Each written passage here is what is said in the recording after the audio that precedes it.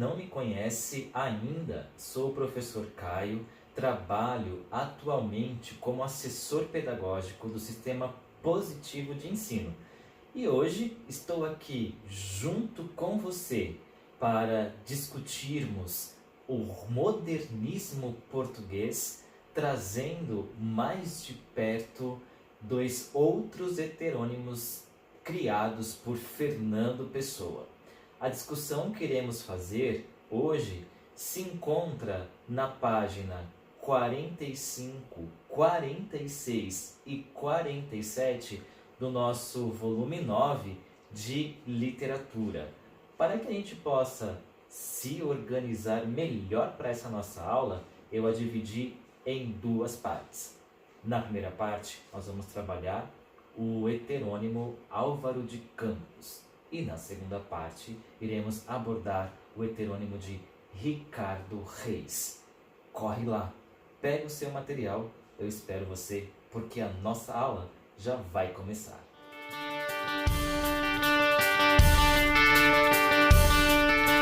Antes de trazermos à cena esse heterônimo Álvaro de Campos, vale a pena nós recordarmos o que nós discutimos na aula anterior. Portanto, olhando aqui o nosso quadro, o que vimos na nossa última aula? Nós percebemos que o modernismo português, ele acontece em um período que é bastante conturbado em Portugal. Lembrem-se da ideia do ultimátum e toda a repercussão que aquilo trouxe para Portugal. As trocas de poder, a questão da ditadura, a queda da monarquia, tudo isso confluindo e trazendo essa perspectiva de bastante confusão nesse cenário histórico de Portugal, nesse começo de século XX. Nós vimos a revista Orfeu colocando-se contra o saudosismo instaurado na literatura. Sobre a revista Orfeu, nós discutimos mais detalhadamente na aula de revisão da semana passada. Então, vale a pena voltar àquela aula e olhar aquela primeira parte em que nós discutimos a revista Orfeu. Nós vimos também Fernando Pessoa, ele mesmo. Nós trouxemos aquilo que é geral na obra do autor, ortônimo. E nós vimos um primeiro de seus heterônimos, que foi o Alberto Caeiro, essa simplicidade desse guardador de rebanhos, aquela linguagem direta por ele utilizada.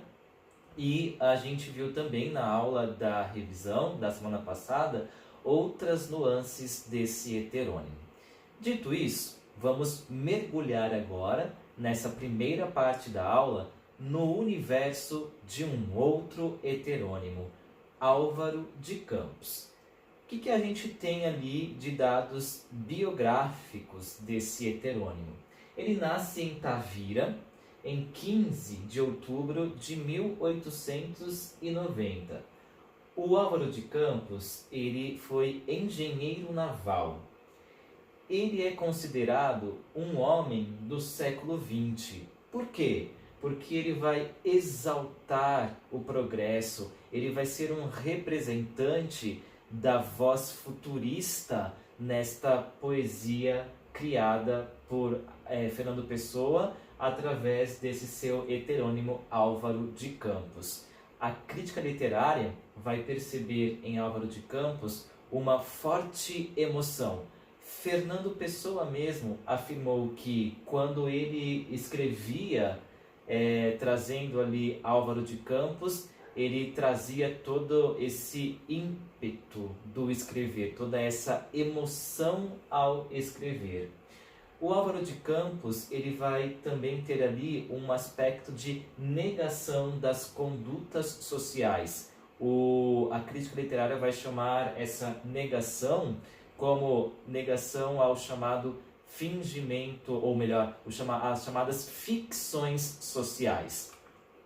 A poética de Álvaro de Campos, turma, ela está dividida em 3 fases. Uma fase decadentista, que vai trazer um pessimismo anunciado. Nós temos uma fase futurista, em que nós vamos perceber esse fascínio pela máquina e pelo progresso. Nós discutimos na revisão da aula passada o texto Ode Triunfal, o texto que estava presente na primeira publicação da revista Orfeu, e nós podemos reconhecer neste texto Ode Triunfal toda essa característica futurista de Álvaro de Campos. Mais uma vez, vale a pena, se você ainda não assistiu, voltar lá à nossa aula de revisão da semana passada, para que você possa compreender melhor essa fase futurista desse heterônimo Álvaro de Campos. E nós temos uma outra fase considerada intimista. Nessa fase, o Álvaro de Campos ele vai refletir uma angústia muito grande e uma nostalgia da infância. Nessa nossa aula, nós vamos trabalhar com um texto representante dessa fase, a fase intimista de Álvaro de Campos. Ele se encontra aí no seu material, então vale a pena você ir lá às páginas 45, 46 e encontrar o texto chamado Lisbon Revisited. E a gente vai fazer a leitura desse texto, ok? Não quero nada. Já disse que não quero nada. Não me venham com conclusões. A única conclusão é morrer. Não me tragam estéticas, não me falem em moral. Tirem-me daqui a metafísica. Não me apregoem sistemas completos, não me enfileirem conquistas das ciências. Das ciências, Deus meu, das ciências. Das ciências, das artes, da civilização moderna. Que mal fiz eu aos deuses todos? Se tem a verdade, guardem-na. Sou um técnico, mas tenho técnica só dentro da técnica. Fora disso, sou doido, com todo o direito a sê-lo. Com todo o direito a sê-lo. Ouviram? Não me massem, por amor de Deus. Queriam-me casado, fútil, cotidiano e tributável? Queriam-me o contrário disto, o contrário de qualquer coisa? Se eu fosse outra pessoa, fazia-lhes a todos à vontade. Assim como sou, tenham paciência, vão para o diabo sem mim. Ou deixem-me ir sozinho para o diabo. Para que havemos de ir juntos? Não me peguem no braço. Não gosto que me peguem no braço. Quero ser sozinho. Já disse que sou sozinho. Ah, que maçada quererem que eu seja de companhia. Ó céu azul, o mesmo da minha infância, eterna verdade, vazia e perfeita. Ó maciotejo ancestral e mudo, pequena verdade onde o céu se reflete. Ó mágoa revisitada, Lisboa de outrora, de hoje, nada me dais, nada me tirais, nada sois que eu me sinta. Deixem-me em paz, não tardo, que eu nunca tardo. E enquanto tarda o abismo e o silêncio, quero estar sozinho. Vemos aqui neste texto esse eu lírico que apresenta essas características de uma angústia, de de uma nostalgia mesmo da infância, quando ele vai dizer lá que essa Lisboa, ela é revisitada, a Lisboa de outrora. E a gente vê também aqui no texto, quando ele vai afirmar: queriam-me casado, fútil, cotidiano e tributável, queriam-me o contrário disto, o contrário de qualquer coisa, aquela perspectiva da negação de uma conduta social instaurada, a ideia das ficções sociais, as quais Álvaro de Campos vai se colocar contra. E nós vemos aqui esse não querer nada, e justamente essa busca pelo nada vai levá-lo a essa aversão às conclusões. Vejam só, não me venham com conclusões, a única conclusão é morrer. E a angústia novamente apresentada aqui neste texto é instaurada nessa vontade, nesse desejo e anseio desse eu lírico se fazer sozinho. O que ele quer é estar sozinho. Espero que tenha sido possível de vocês perceberem um pouco dessa outra face de Álvaro de Campos. Ela é bastante diferente daquela que nós havíamos visto em Ode Triunfal. Fernando Pessoa é esse grande gênio da literatura e traz aqui em Álvaro de Campos, talvez dos heterônimos, a poética mais completa, no sentido de que ele apresenta, como nós vimos, 3 fases, e essa fase última de um Álvaro de Campos intimista nos faz um convite para adentrar esse espaço, o espaço da angústia, o espaço do isolamento, o espaço em que a gente, experimentando esse outro nessa voz do eu lírico aqui apresentado, nós também somos convidados e lançados a dialogar com o nosso intimismo, a dialogar com as nossas nostalgias, a dialogar com as nossas negações também. Aguardo você para a segunda parte da nossa aula, em que nós vamos conhecer um outro heterônimo, Ricardo Reis. Até já!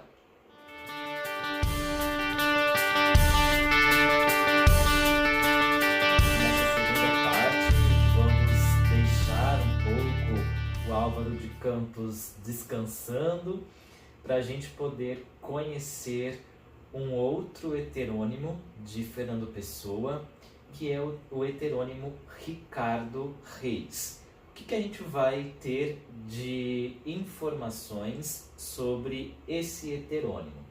Ricardo Reis, de acordo com Fernando Pessoa, quem o criou, nasceu na cidade do Porto em 19 de setembro de 1887. O Ricardo Reis tem uma formação bastante completa, porque ele foi estudante de colégios jesuítas. Por isso a formação jesuítica, que é uma formação, como disse antes, bastante completa.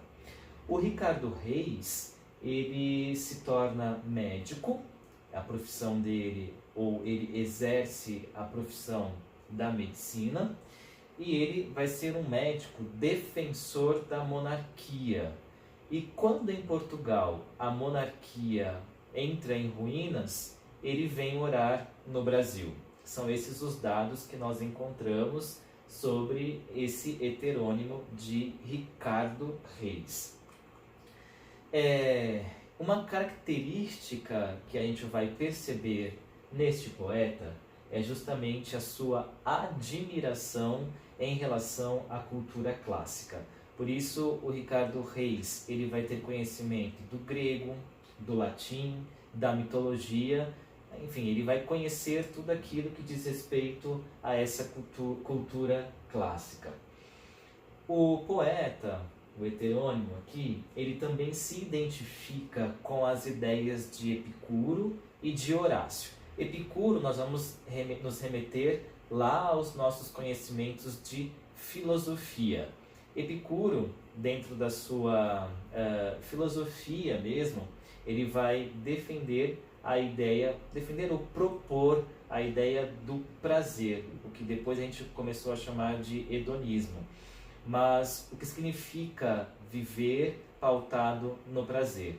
Para Epicuro, o prazer vem da prática da virtude e do cultivo do espírito, a cultura do espírito. Nós não vamos aprofundar aqui as reflexões filosóficas, mas se você tiver interesse, faz uma busca lá na internet, nos seus materiais de filosofia também, que você vai encontrar essa informação sobre Epicuro e o hedonismo. E em relação a Horácio, que é um poeta latino, o Ricardo Reis vai trazer como influência a ideia do carpe diem, ou seja, a ideia de que a gente vai vivenciar com toda a intensidade o instante presente, porque é o presente que nós temos em mãos.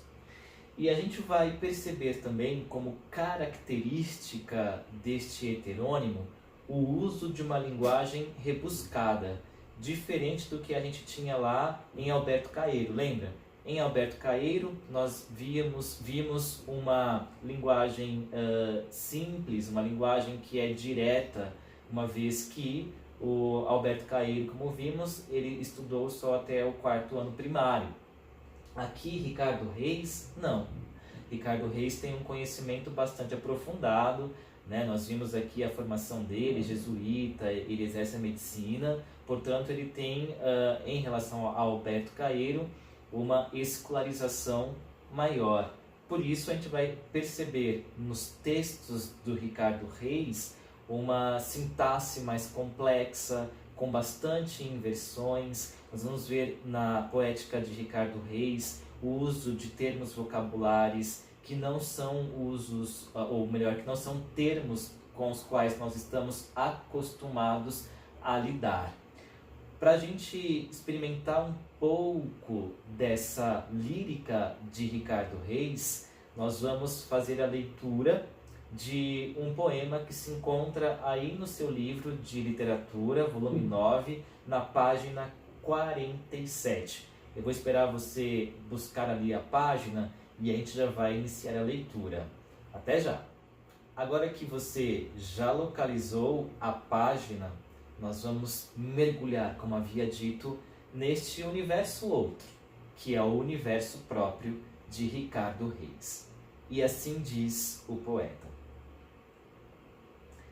Uns, com os olhos postos no passado, veem o que não veem. Outros, fitos os mesmos olhos no futuro, veem o que não pode ver-se. Por que tão longe ir pôr o que está perto? A segurança nossa?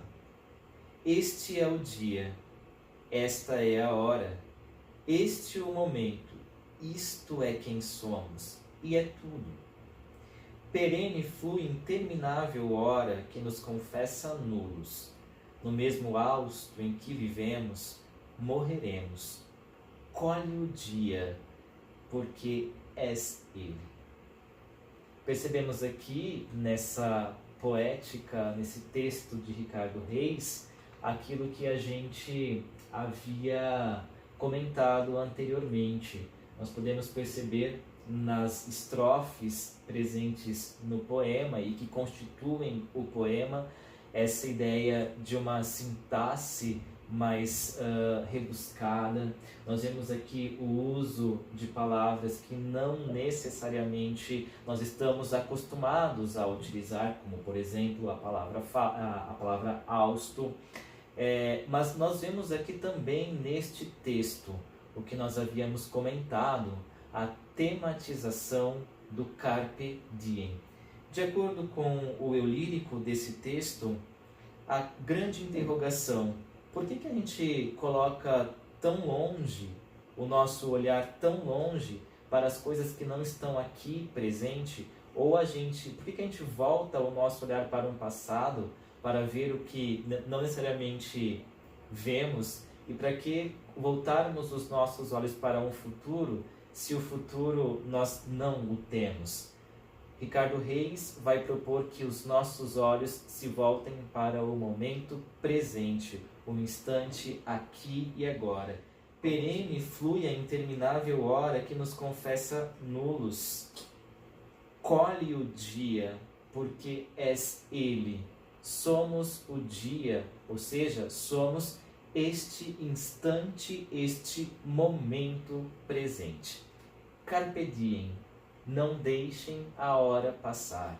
Vamos viver hoje tudo aquilo que temos para viver. Pessoal, terminamos aqui o nosso estudo sobre Fernando Pessoa e seus heterônimos. existe aqui uma curiosidade. O Fernando Pessoa deixou ali um baú com um monte de escritos. E ainda hoje nós temos muitos pesquisadores, estudantes que se voltam para esses textos que se encontram dentro deste baú. E nós temos ali pelo menos 72 outros heterônimos ou semi-heterônimos criados por Fernando Pessoa, só para a gente ter ideia da dimensão que é esse poeta. Vou fazer aqui um hashtag Fica a Dica. Os textos de Fernando Pessoa, eles já se encontram em domínio público. Eu convido você a buscar o livro do Desassossego. E a gente vai ver ali ainda um outro heterônimo que é conhecido. Alguns dizem que ele é um pseudo-heterônimo. De qualquer forma, o Bernardo Soares. Vale a pena nós conhecermos também para ampliarmos esse nosso repertório. Espero que você tenha gostado de conhecer este universo tão rico que é Fernando Pessoa. Espero você para a síntese da nossa aula. Até já!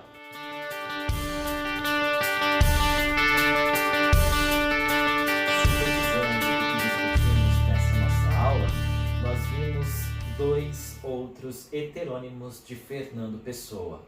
Vimos Álvaro de Campos e aquilo que caracteriza a sua poética.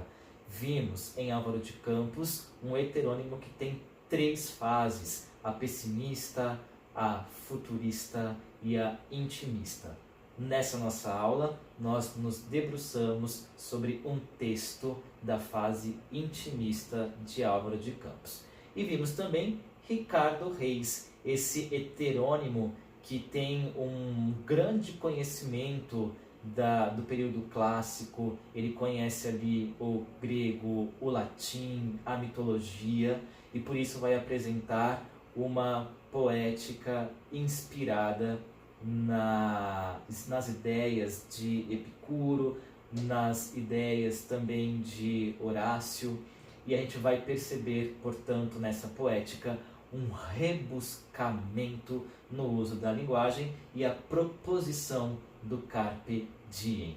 Como tarefa para casa, vai ficar ali, pessoal, os exercícios 1 e 2 da página 48 do nosso livro didático, e no livro de atividades, os exercícios de 8 a 10 da página 16. Façam a tarefinha, porque vai ajudar a gente a organizar também, sistematizar tudo isso que nós discutimos nessas aulas em que tratamos de Fernando Pessoa e seus heterônimos. Por hoje é só, pessoal. Eu desejo a vocês uma boa semana e bons estudos. Tchau, tchau!